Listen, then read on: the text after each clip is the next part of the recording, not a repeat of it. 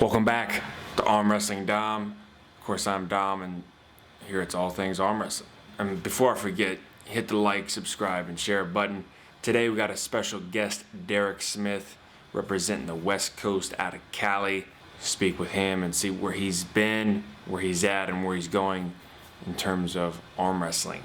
He also has a phenomenal YouTube channel called Derek's Reddit Podcast. Has some of the best informational arm wrestling content out there, where you can find information on pain, techniques, training, updates in terms of WAL, etc., etc. Go check it out. You'll see the links in the descriptions below. Without further ado, let's do it.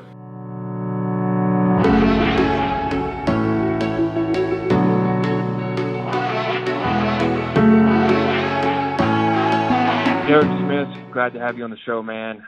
Big fan of yours. I've been following you for the last four or 5 months, and you're well known in the arm wrestling world in terms of not just competing, but being a huge advocate for the sport, representing the West Coast out of Cali.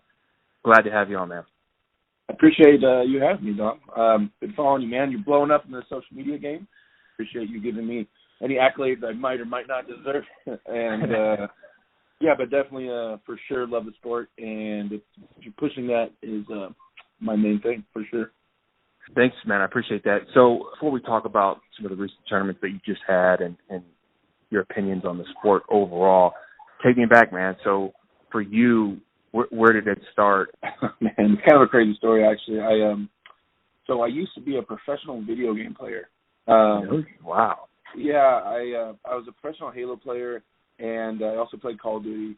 And so I would fly around, and I would go to, they're called MLG, Major League Gaming tournaments, and I'd fly around the country competing in those in Halo 2 and Halo 3. And while I was doing that, one year, I did for like 5 years or so, and then I had heard that these people kind of came and found me one time in Las Vegas for a world championship, and some people I know came up and found me, and they said, "Hey, Derek," I was about 23 or so, and they came and found me, and they said, "Hey, Derek, we want you to arm wrestle this kid." And I was like, "Well, how old is he?" He's 15. And I'm like, "Well, you want to arm wrestle some kid?" And they're like, "Yeah." I said, "All right." So I went down. I remember I went down to the lobby, and there was like 30 people surrounding this kid, and he's just sitting there in the middle of the circle at a table, and he is tiny. And he's tiny and skinny, and I'm like, you know what? I don't work out really, but I'm so much bigger than this kid. There's just no way that he's gonna beat me. Like I know, and I know there's technique and something involved in arm wrestling. I know you do something weird with your hand or your wrist. I don't know, but there's no way. There's just no way. I'm too big for this kid. Okay, let's do this. His dad's there and everybody's there. We start, and he flashes me, blam. I'm like, oh wait, hold on. Okay, hold on. Okay, hold on. You just no again one more time. There's no. Use your body, and like the same excuses that normal guys give all the time right now, which I laugh at nowadays. And okay, I got it. Start this again. And so we start him again, and he slams me again. And turns out that was Ethan Pritchie, one of the people from the show Game of Arms. So Ethan Pritchie was a professional Gears of War player, and he's actually on the number one team in the world for a long time. And he was also ranked, I think at that time, he was ranked like 7th in the country at 150 pounds or something like that, 155 pounds. And so I lost to like a little pro arm wrestler, and I had no idea what I was doing. But I'm so competitive. I went home and started Googling, how to arm wrestle, and but back then, there was like 5 videos online you could find about arm wrestling. There was no teams to speak of. And so eventually I ran into him about a year and a half later after I Googled it and couldn't find anything really. I found what a hook, a press, and a top roll were, a written description. And I kept making my roommates arm wrestle with me, and they got pretty tired of that pretty quick. And so I run into Ethan about a year later, and he gives me Alan Fisher's phone number because he had it saved. Oh, wow. And he said, okay, when you go back to California, hit up, call this number, and they'll set you up in the right direction. I said, awesome, thank you. So I did. I remember I called Carolyn Fisher, answered the phone. Alan wasn't home, and Carolyn told me about a local tournament, a UAL tournament, and I went. I competed for my first time. I got third place in amateurs, luckily, and then I met Jamie Sheldon and Alan and some people, shook hands. That was actually the tournament where Travis Bajent and Devin Larratt were at, where they, I don't know if you've seen the UAL video, where they like pull up in like a Ferrari and like a truck. Right, yeah. What year was that? I know exactly what you're talking about. That was in 2011, I think. Yeah, it's been a while. Yeah, somewhere back then or something like that. But, so that was my first tournament. I got third, and I met Travis, and I kind of knew who Devin was. I had heard of him, but I didn't really know exactly at the time. And I think he was already number one right-handed at that point in the world. Mm-hmm. And I just wasn't, because the videos, like I said, the videos were so far behind, I didn't really know what was going on. And, I met Jamie anyway, and the next week or whatever, Jamie took me to my first practice and just network. And there we go. Took over my life, and that was it. That's really interesting story, from professional gamer to now you're about to be a professional arm wrestler. And I think you've been in the WAL, right? At least competed at the regional tournament level? I did. When they, in the Supermatch series, the one they're doing now, I have not. I had a preliminary match this past year in Los Angeles, but I've done all the other stuff that they had before. Everything that you could go to, I've done. And then, I'm not in the Supermatch series yet. Gotcha. And that was actually one of my questions. In terms of all the leagues that we see as arm wrestlers, especially new guys coming in, there's 5, maybe 10 different leagues. You got WAL, of course, and then it goes from there. Which, in your opinion, which league do you see as being the most prominent, and then which league do you see catapulting the sport even further into the future? Well, as far as we're talking about, in the United States, for sure, WAL has to be. As far as getting the sport out there and having big money up for grabs and things like that, potential, you'd have to say WAL.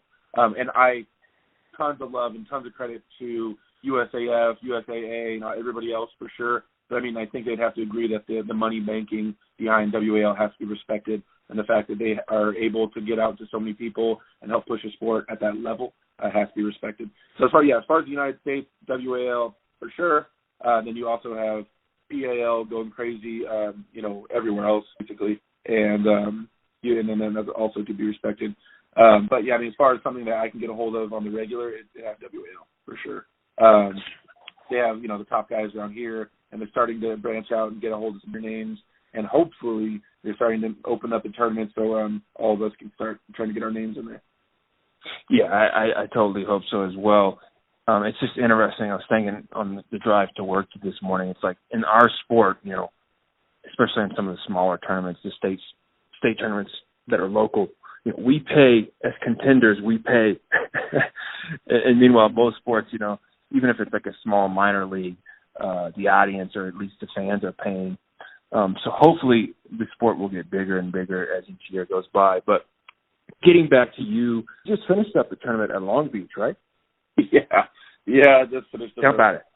Oh, man.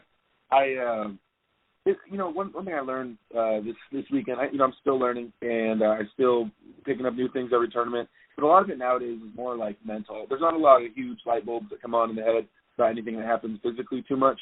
It's more like, man, why was my head this way going into it? Well, why was my mindset like this? Why did I allow my energy levels to be like this? So that's kind of the stuff that I'm still working out. And because, there's some tournaments where I feel like I'm on one, and it shows. And then there's tournaments where I feel flat from the get-go. And I walk up there feeling flat, and so that's kind of what's been I've been working on. So this tournament, first off, definitely not an excuse. Everybody that beat me this tournament was doing fantastic. Nothing but respect for all of them, for sure. They beat me well within the rules. They are all credit to them. I'm kind of mad at myself for arm wrestling. I have my goals are for the Arnolds coming up. I'm trying to do these big tournaments and stuff, and I want to spend some time just training. And I told myself that. I said, Long Beach, I'll go when I have my team going, and I'll go root for them and help coach them for sure, and I'll always be there for them. I'm going to watch. And same thing for the LA Fit Expo. I'll be there, but I don't plan on competing because you take a week off before the tournament. You take a week healing up, usually after a hard tournament at least. So that's half a month per tournament. Yeah. Not to mention you risking, getting injured and stuff like that. All for a tournament where I really didn't it wasn't a big thing on my list as far as if I won or it wasn't a big deal to me, And so gotcha. I the days leading up to the tournament, everybody on my team and people all over social media, are asking me, you're going to be competing, and I'm like, yeah, I guess, because everybody else wants me to, and and so I go there, and but just like when I enter a tournament with that kind of mindset, and it just there's no I don't put any pressure on me. There's no, I'm not in it kind of that way.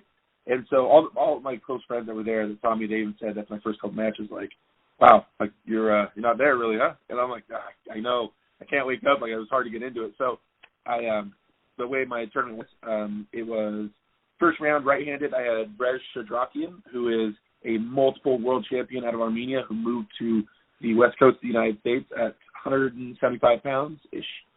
He pulled he pulled 8 classes, 4 right-handed and 4 left-handed.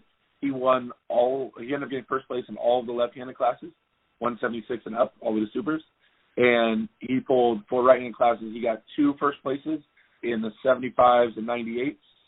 And then, then he got 2 second places in the 42s and the supers. And wow, monster. Yeah, the guy is a monster, which is great. It's great, especially for Southern California arm wrestling, that I know he's going to keep doing this with all the classes, and we're all going to have to team up and figure out ways to consistently beat this guy, especially left-handed. Dude, it's wild. Right. Anyway, my very first match of the whole tournament, right-handed for me and Brej, and I was just, I don't know what I'm doing. I know he hooks and stuff, and he likes to pull more inside generally. And for some reason, I decided to try to topple him, which I toppled for 7 years, or 6 years, so it's there. But for the last few years, I hook right-handed. That's what I do. And for some reason, my head wasn't in it. I'm like, oh, let me run from his power, like an idiot. So I tried to top roll, and I'm like, it doesn't feel natural right now. And he sucked me into a hook and beat me. And it wasn't even, I didn't even get into it. It was just stupid. And I was mad at myself. And then I ended up going against a newer pro out of Southern California named Alan Hodzi. And Alan's been working his ass off and training really hard. And so I ended up going against him. And he, the first match, he starts toppling, and then I'm in it this time. I'm pumped. I already have 2 wins under my belt at this point against Alex De La Torre and against Dave Depew of San Diego. And then so he, Alan starts to top roll, and he actually felt really strong. He starts pulling me off the pad. I do a little profile to get a restart, and so I lift my elbow on purpose. And so we get a restart, and I'm I establish hand control, and then I'm pulling backwards, I'm posting, and he lets up all his pressure to kind of get a regrip, and I'm oh, and my elbow goes off the back of the pad, and I foul out, and so I lost, and I was just kind of laughing about it. And I mean, as far as competitiveness goes, that sometimes the tournament just goes that way, right? Flat on my first match, make a mistake, second match, and you're out. So I ended up getting 4th place right-handed, and then my left-handed, I lost to Tony Tomlinson, who's all credit to Tony, left-handed. He's been beating me consistently for the last few months, left-handed, and I just didn't have anything for him up top. I was feeling really flat, and that's how those go. Yeah, I saw that. Pretty sure I saw it on social media. You and Tony Tomlinson pulling. He's looking pretty strong. So, switching gears here, what is one exercise that you would recommend to any new guy coming to the sport in regards to training in the gym? What's one exercise? Your man. Exercise. That's such a big question. So, one exercise. It depends on what the new guy is training towards, what kind of style of arm wrestling he's gearing towards. Okay. You could do a general answer.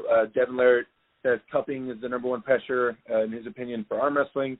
So if you want to just do a general answer like that, then cupping, as far as you can break cupping down into finger pressure and wrist pressure, or you can break it down into specific top 2 fingers, bottom 2 finger pressure, and then cupping wrist pressure. So I think that in general, when I do my cupping, I do bottom 2 fingers and top 2 fingers with a cone handle, and so I would say something with a cone handle right now, with the Mazurenko cone handle, or the 100 other people that have a version of a cone handle.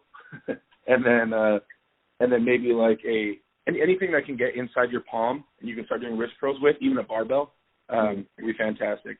I'm also a big advocate for Country Crush. They help me out a ton, and I do use Country Crushes all the time. But yeah, some form of cupping, I guess you'd say, for a new guy. Gotcha. And then one of my last questions here: your involvement in the sport. What's the future look like for you? Oh man, so right now my focuses are split up into basically two different things. There's my career, and then there's my team. And since my team's been around for about 5 years, my focuses are generally always split up between those two. It's hard because honestly, like when my teammates win or they do well, it's as rewarding, if not more rewarding, than when I do well.